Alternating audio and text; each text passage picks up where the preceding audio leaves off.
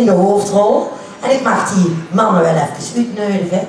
Die mannen van Harmonie de Vriendenkring. En dat zien namelijk de mannen met de schuiftrombones, dames en heren. En in deze volgorde van links naar rechts, Ricardo, Thijs en Pierre. En Pierre, ik zie ook Boortje niet zo goed. Oh, wacht even. Ja, want ze hebben een...